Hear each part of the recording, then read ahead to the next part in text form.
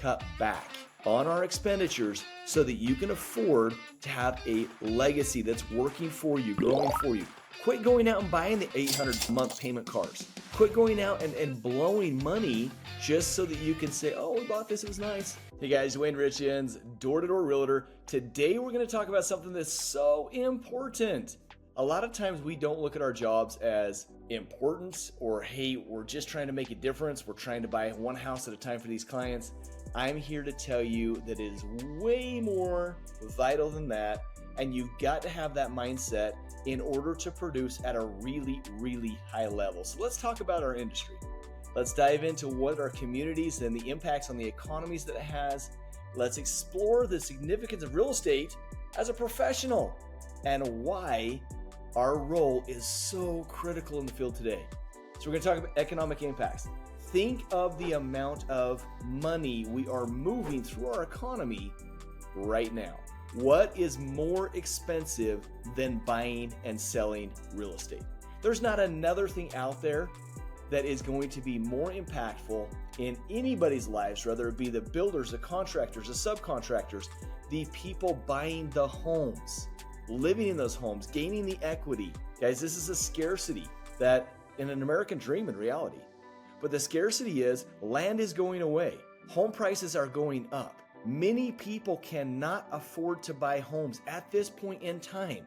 So how important is it for us to be able to navigate and guide people through this process? Because they've got to be able to make a plan, have a plan, execute that plan. Because if they don't, you guys, they are not going to get where they need to be. And you think about the impact that could have on families. Now, I'm a huge family guy.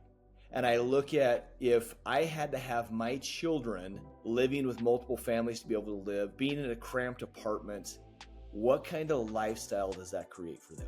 How are they then going to break out of that spell and be able to have a legacy for their families? One of the things I'm doing right now to help my family to be able to live well, we live in a beautiful home, right? But my kids, I worry. With the skyrocketing prices of homes, with people moving from out of state into our state, like a lot of you guys are experiencing, and driving the home prices up, 68% of the people in my state right now cannot afford a home. So I look at this and I go, man, I want to give my kids a good start. I went out and bought 5 condos, you guys, 5 of them. Picked them up brand new, $260,000.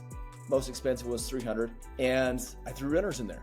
My renters are paying my mortgage and making about $300 to $400 a month off each one of these units. How did I get that money? Guys, I had to go out and crank and generate money. I had to sell real estate.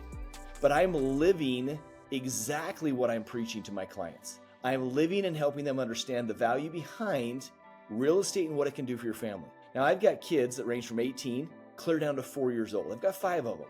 So I bought 5 condos. Those condos all have over $150,000 in equity in them right now. Think about my 4-year-old.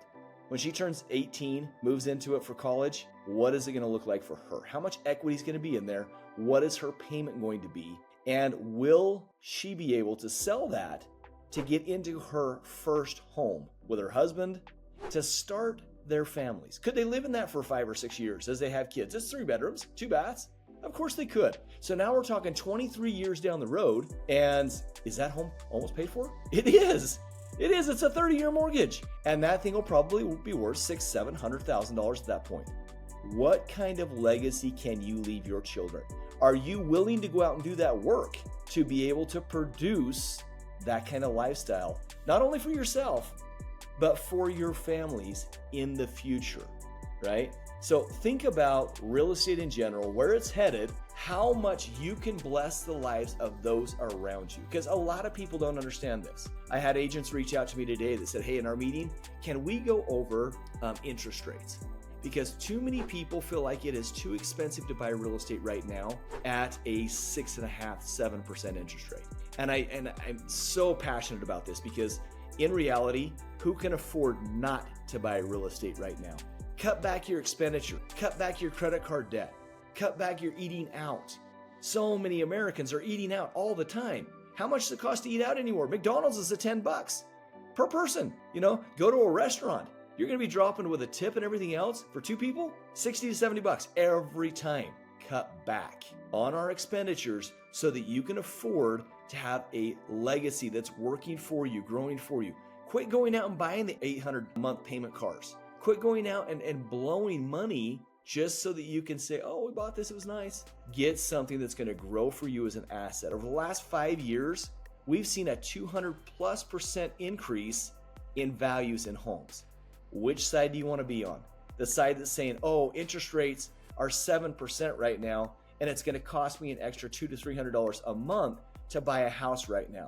Or you can wait till interest rates drop and the home market skyrockets because everybody's sitting on the sidelines saying the exact same thing, saying, oh yeah, once interest rates drop, then yes, we'll dive into buying a house.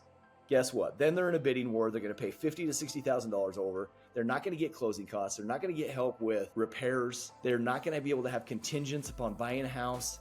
It's going to be a lot harder for them.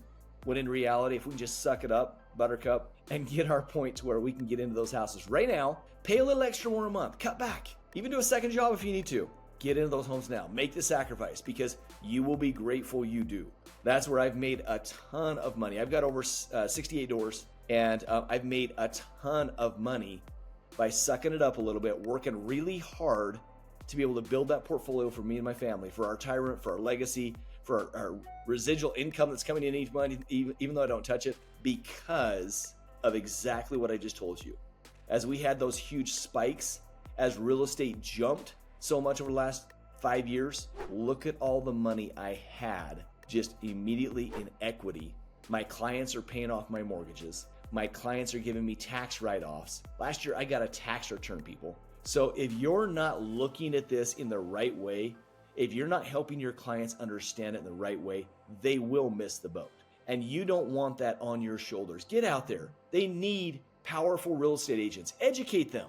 Teach them what they need to know so they don't make the mistake that most people are making right now and being renters. Don't ever be a renter. Don't ever let your kids be a renter. Make sure you're as passionate about this as I am, you guys. You're going to sell a lot of homes.